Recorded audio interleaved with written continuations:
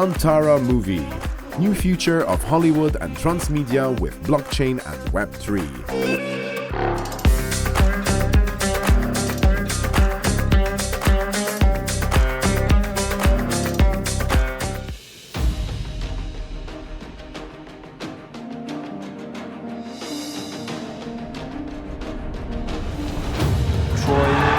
Gladiator, 300, Lawrence of Arabia, Hercules. All of these epics have been told in cinema, except for the story of Antara.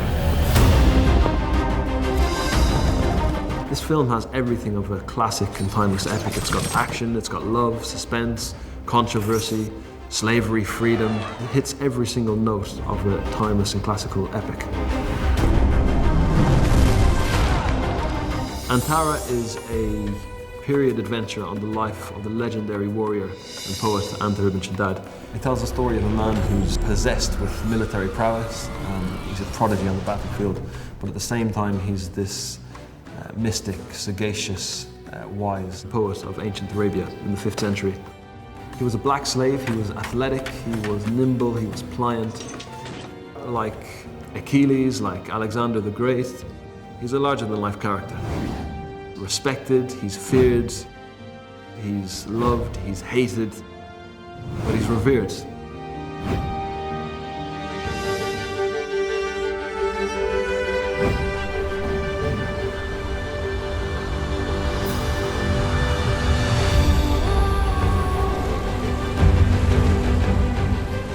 At the center of the story is the story of a colorful but a belligerent desert romance.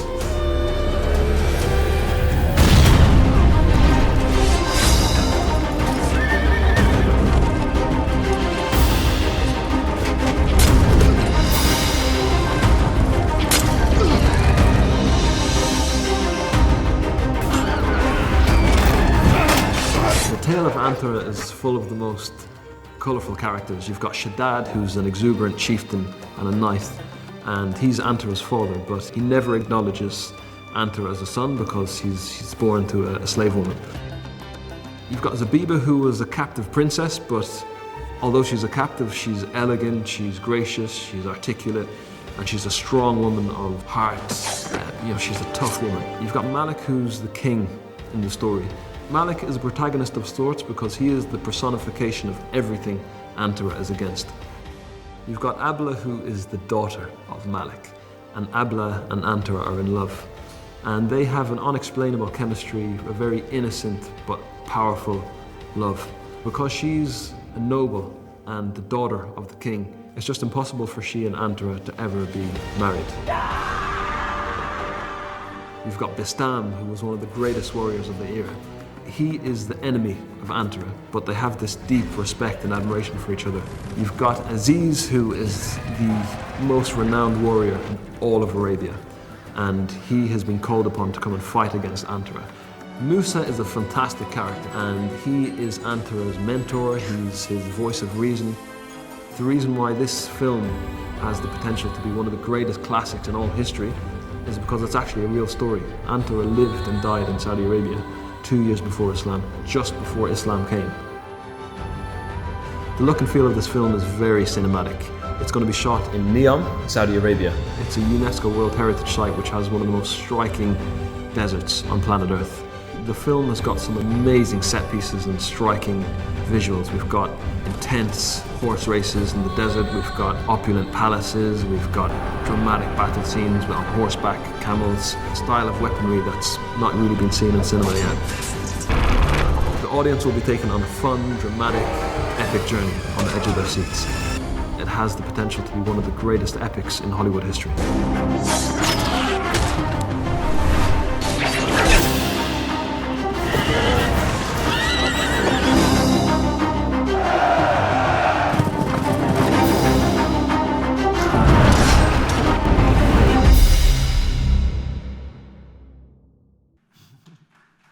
Well done, Alex. Thank you.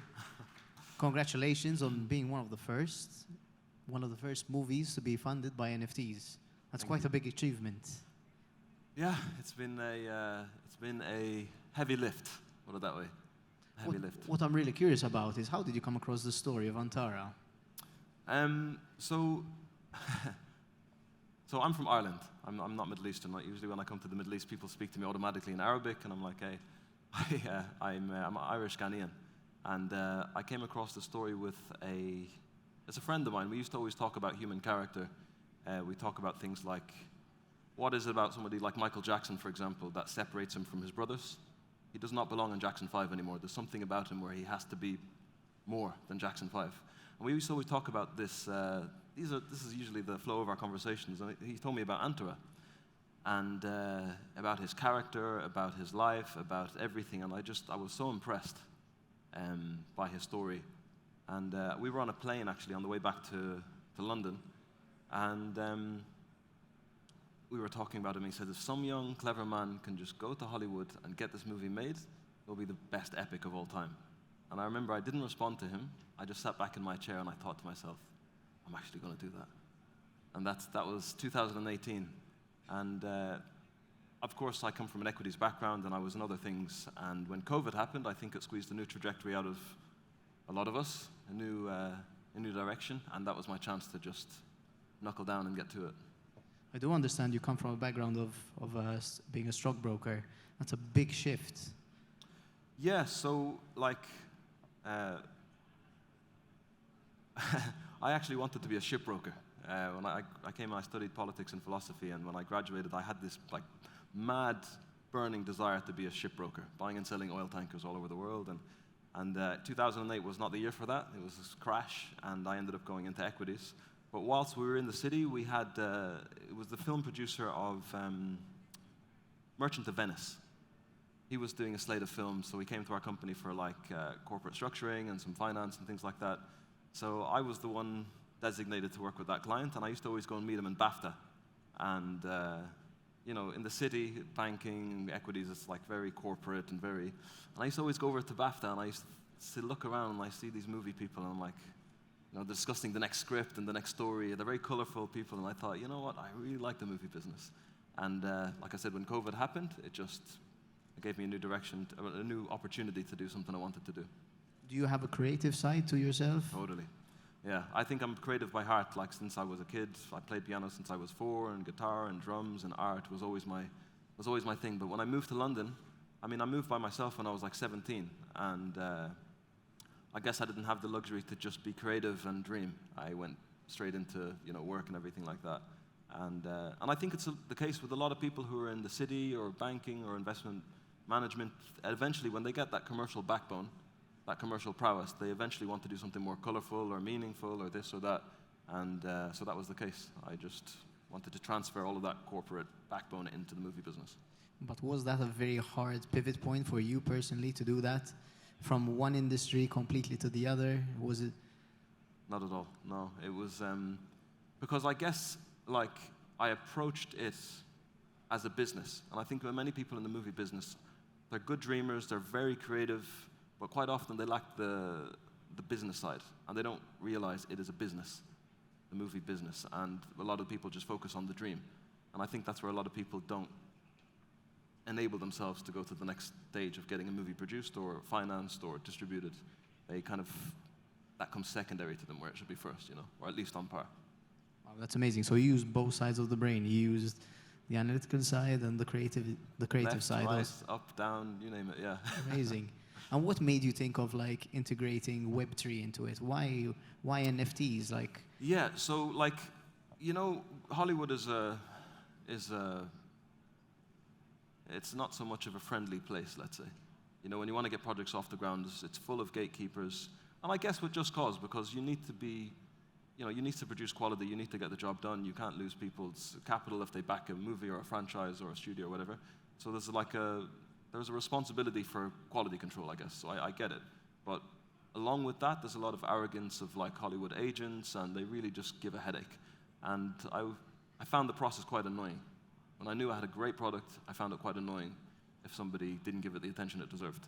So then I had this, we were coming up to the bull run and, 21, and I thought, wow, the first movie in Hollywood history financed by a crypto, that would be a story. I thought it was a genius back then. You found your opportunity. Well, yeah, I traveled down that garden path, and there's so much regulatory red tape with you know, every jurisdiction has a different standpoint on what's allowed, what's, you know, different legal opinions on everything, and it was very convoluted. And then I found out about NFTs. A friend of mine, he sent me a picture of an ape. He bought it for $1,000, and I've never heard about NFTs. Was it hard for you to understand the concept? And initially, actually, yes, because I come from a traditional finance background, so it was kind of like, you know, not get a real job, but you know what I mean. It was like, come on, stick to the real stuff. I didn't understand the tech behind it. I didn't understand blockchain. I didn't understand back then. And he showed me this picture of this ape, and my initial response in my mind was, the world has officially gone mad. You've paid $1,000 for a digital picture of an ape, and how was I to know, you know? He sold the same ape for $180,000. And anybody who knows the Arabian Camel's NFT collection, or anybody who's got a camel, some of the NFTs in a picture frame in the background, there's a picture of a bored ape with the leopard skin. It's called Cheetah Kong. He became a little bit famous. So that was the one. That was the actual NFT. So we framed it give him a bit of legacy. Amazing, amazing. So how did you end up funding the film with NFTs? Like, what did, like you made use of this opportunity about NFTs becoming a big thing. Yeah. But how did you really manage to integrate it and fund it? So I have this tendency that if I've got something in my head, I kind of go intense with it. It's like, you know, gasping for water under air, and you just have to get to the surface to breathe. And when I have an idea in my head, I kind of get like that with it. I get intense with it. And I remember I found out about it in I think it was just when Bored Apes dropped. And then within a month, I had done the Arabian Camels collection. Within a month? I went really just intense, phone calls, gathering people, what's a smart contract, okay, explain this, what's that, and just got some people together, and we just literally, I think we dropped it was like maybe 4 weeks after Bored Apes. And I remember we were trying to get our website finished, and the collection was pretty much sold. And I was frantically trying to get the website finished. You couldn't do that now. I mean, the market is so saturated. Every brand, actor, musician, everybody wants to do their own NFT collection, so it's such a saturated market. But back then, it was, and again, we came out with a concept of if you own the NFT, you can get little parts in the movie, or you can get some experiential factors, and it just hit off really, really, really well. That's so interesting, and it's so great that you acted so fast. Within a month, you managed to create a whole collection, and was the film made prior to that? And how long did the film take to make? No, so that film there that promo reel, that was done by a friend of mine, Mark. He was Steven Spielberg's assistant for about 10, 15 years. He was his right-hand man, basically. So he put that together for us because we had to go to distributors, we had to show actors, talent, we had to explain the vision. These days, nobody's got time to read the 40-page pitch deck. Attention spans are dwindling by the day. And so this really helped us to get everything off the ground. So we're going to shoot the film, it's slotted for September, but this was to show the tonality, the style, the art style, the vision, you know. Amazing. And was it a hurdle to use web? You mentioned that you weren't really familiar, but you understood a bit of the concepts. Yeah. Was it hard to, integrate it and... Web3? Yeah. Honestly, without Web3, I wouldn't have done this. Not a chance. It's a big budget. The movie's 49 million. And we did so I did that Arabian Camel collection, but then we did another collection, the movie NFTs, which enabled people to eventually own part of the intellectual property of the film as well. So we did a separate collection about that, and that was all based on using DeFi, where people can do yield farming while the production is taking place. And the rationale behind that is the burn rate of capital in a movie is not that fast. You're spending it over a certain amount of months. And my thought was, what's happening with that dormant capital? And can that be recycled and used in a way where we can even get, let's say, 10% of that budget back? So if the movie's 49 million, if we can get 4.9 million back before the movie's even shot or before it's even released, that's a pretty significant landmark, sort of milestone, let's say, in Hollywood, in the financing model. And yeah, so that was the rationale behind the movie NFT collection. And again, more experiential factors for the people who own the NFTs getting involved. And some people were in this for a movie-making crash course. They were following our story the whole way. They know the ups and downs, they know the challenges, the opportunities. We had people from Marvel, Matrix, all in our Twitter spaces learning how this whole thing works. You know, it was a really good start. Do you feel like you might have started a trend and people might have followed after seeing that this was funded by NFTs? I'd like to think so. I mean, a lot has happened since, and I mean, whilst we've been building this franchise model for 2 years now, I mean, there's a difference between like a small movie, $500,000. You can do you can finance and shoot a movie in 2 weeks, and you can finance it $500,000, and it can be released, you know, still before this is even in screens, you know. So we're building something very big. So it's taken us a while, but good things take time. And since then, a lot more has come out within the Web3 space, crypto and new types of decentralized streaming platforms and loads of different concepts relating to movies and entertainment in Web3. Like looking back, what is something that you think you can optimize from what you've learned? And what do you think is the best thing that you've done that you could properly optimize also? How do you mean? Like in looking back, in terms of like creating this NFT collection to acquire funds to create this movie. What could I have done differently? What could I have done better? What did you learn that you could have done differently that could either optimize things for you or you could have avoided? Imagine you're talking to your younger self, a younger Alex. The workload was not okay. It was so intense.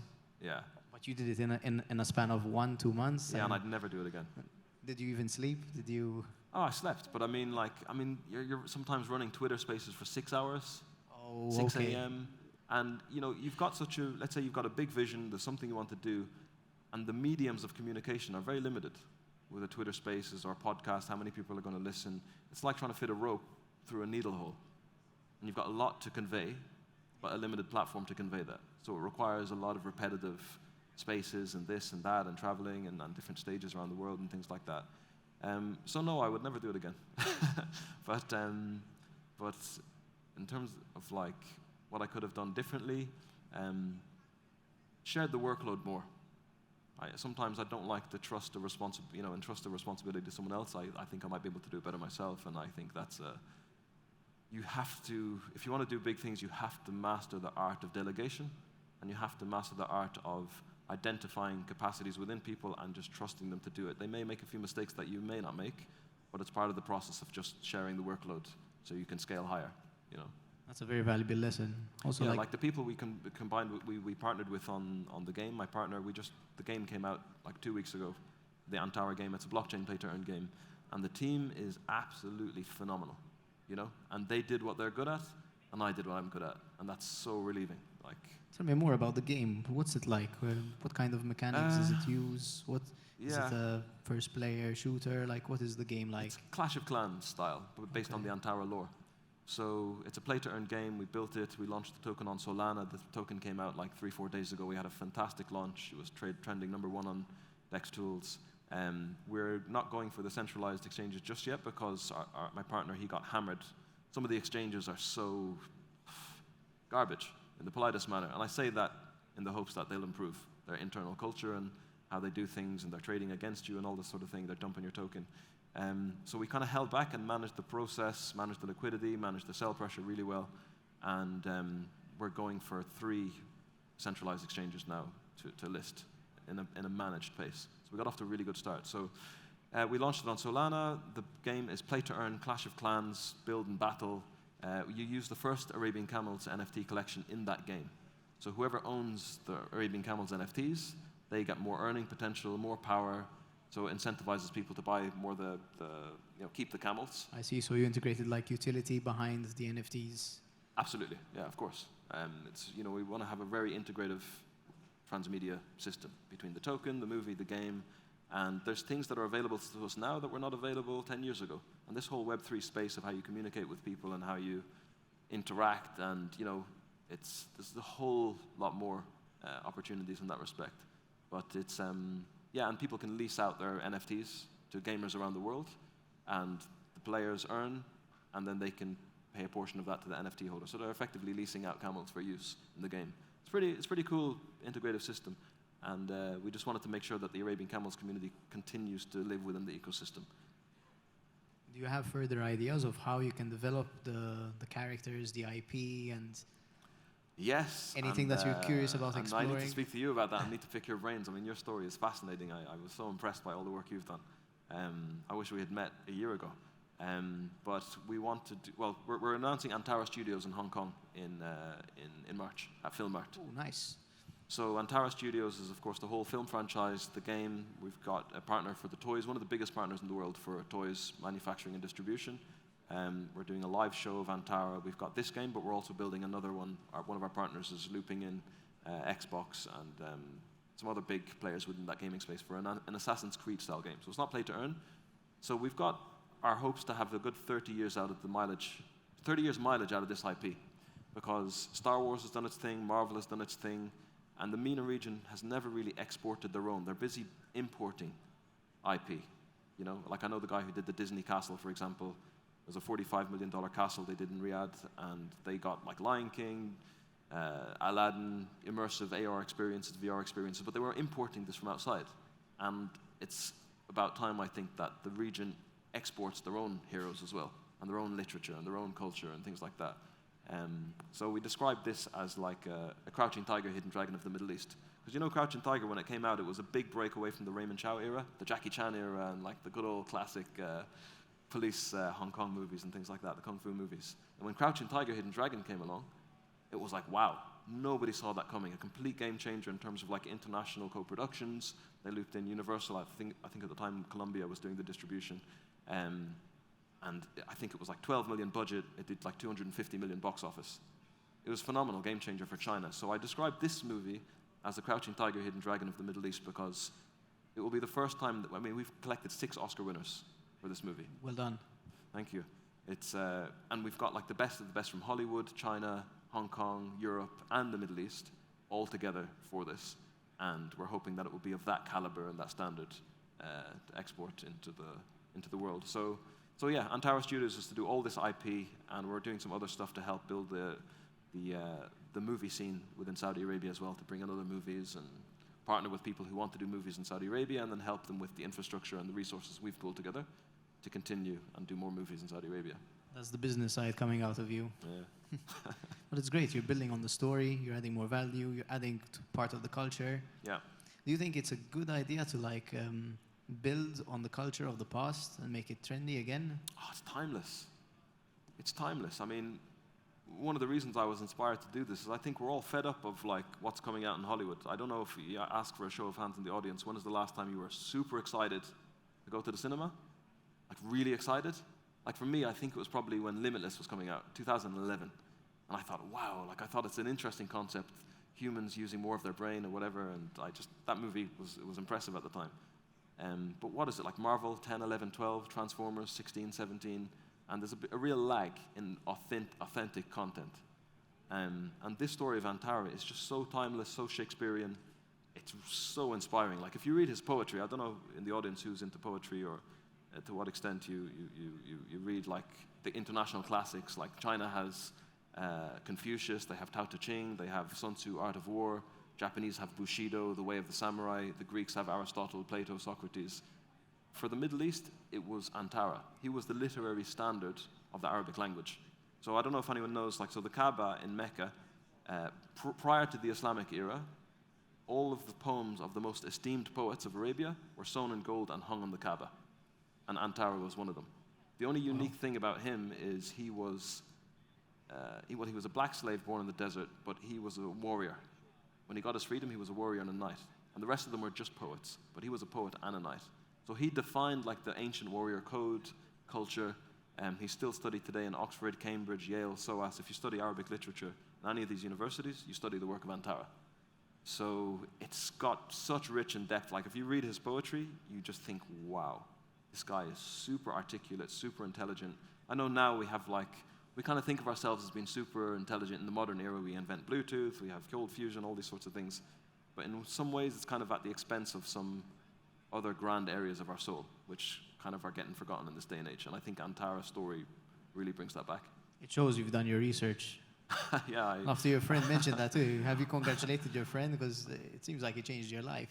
Yeah, I mean, I've traveled a lot, I've lived a lot, I've read a lot, and nothing has impressed me as much as his character. If I'm really honest, he is so impressive. And I'd advise everyone to look, not just read his poetry, but look into his story, his life. It's like the timeless dream that lies in every man's heart. And I don't mean man, mankind, men and women. You know, he's got this intense desire to leave his mark in the world. No compromise. He will never take no for an answer. And it's not like a rags to riches story. It's from baseness to refinement story. You know, from a slave to reach the peak of knighthood is quite a journey. It's a different journey than rags to riches. You know, just getting money. It's not everything. So yeah, it's worth looking into. It's amazing. He sounds like he's a motivational hero that you can look up to. Yeah, he's worthy of all this IP and games. I mean, like movies capture a big international audience: adults, kids, teenagers. But as he was a poet, we cannot have poetry for 2 hours on screen. People will be bored with that medium of exploring that. But through comics, we totally can. So we've partnered with a guy, I won't mention him yet, we'll be announcing him. He's an Oscar winner, Emmy Award winner. He's doing the comic and the anime of Antara.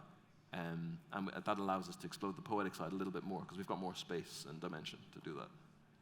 And are you adding a kind of like newness or a kind of twist to the story, or are you keeping it constantly? It's completely according to the history.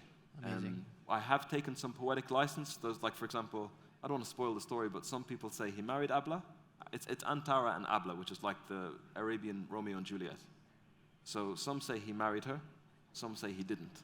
And if you look at the poetry, it's very belligerent, it's very, it's just very intense when it comes to the love conversation. And like one line of his poetry will be intense violence, like spears to the groin, like really intense psychotic violence. And then the next is like the most sophisticated, refined romance. Really sophisticated stuff. And there's this duality in his character. And yeah, I don't want to spoil too much of it, but according to me, I don't think he married her. Because if you marry someone, after 50 years, you're not going to be writing volumes and volumes of poetry with such longing. You need some tragedy for true love, right? A little bit of pain to make it complete, like the pepper on food type of thing. So I don't want to spoil the story how we did it, but it's very along the lines of the historic account. It's amazing. So yeah. And what's next, Alex? As in, what can we expect next from you? So we're hoping to get shovels in the ground by May to do all of our set builds. Assuming no World War III, it's terrible, like what's happening in the region. It's nonsense, and I wish it would come to a close. And we had to get it budgeted in Morocco just in case. But I hope everything's going to be smooth in the region and no more COVID, no disease X, and all this sort of nonsense. Finally, that's over. Yeah, hopefully it stays like that. So if everything is to schedule, then yeah, by sort of Q4, Q3, Q4. And the game that just came out, the token launched, we're going to have the mobile and tablet version on the App Store by hopefully August. So you'll have it on your iPhones to play and earn and have fun. And then you're going to see this, unfolding of other IP being revealed as time goes on in different facets and different partners announced and around the world. That's definitely one way to build it. That's great. That's definitely one way to build everything. Again, back to Web3. I couldn't have done this without building like this cool cult following for Antara. People who really appreciate the lore. This region has been like battered with really bad propaganda over like the past 30 years, and I think the world is like the playbook has become demystified. People can see through that propaganda now, I think, and there's so much richness. There's such a rich cultural export from this region. And I think that's what made Chinese movies so successful, is they exported this nice Chinese chivalry and the art and the music and the scores, and I think this region's primed for that. So I think it's got a lot of cultural value to share with the world, and it's been really well received so far. Like one of my heroes, David Horvath, he always talks about, to build intellectual property, you need to be a place of discovery. You need to add value to the culture of today. And I feel like you're slowly doing that. Yeah. You're taking something that's originally a cultural story that resonates, and you're pushing it. Yeah. You're pushing it to the max. You're creating outputs of things that can remind people of these values and the story too. And with the most modern, like the vision for this was to have like the most technologically advanced, like process of like financing, how the revenue is shared and managed with smart contracts, transparency in Hollywood. We all know the phrase Hollywood accounting. AI, how can AI play a part in the editing, the CGI? How can we save 50% on the budget by using AI for certain things? Like we can have it now in every language with AI dubbing. Nobody can tell the difference. We can have it in Hindi, Tamil, Japanese, whatever. You know, and you know, so there's so many. Like we're in an era where there's so many innovations flooding the space day by day. Like we haven't yet seen how all that fits in together. You know what I mean? What that landscape looks like. Like they say Web 1 is like a triangle, Web 2 is like a pyramid, and Web 3 is like a sphere made from all these pyramids wedged in together. And we haven't yet gotten to the stage where a big venture can showcase all of these new innovations working together in tandem. And that's exciting, you know what I mean? And I think to introduce what we did to the world, I think it's boring if you do it with like When Harry Met Sally or a small indie movie. You're going to need to introduce it with something grand. Alex, I'm going to have to stop you. We're out of time. Oh, wow. We I didn't see you there. We can continue having this conversation. Guys, thank you very much. Thank you.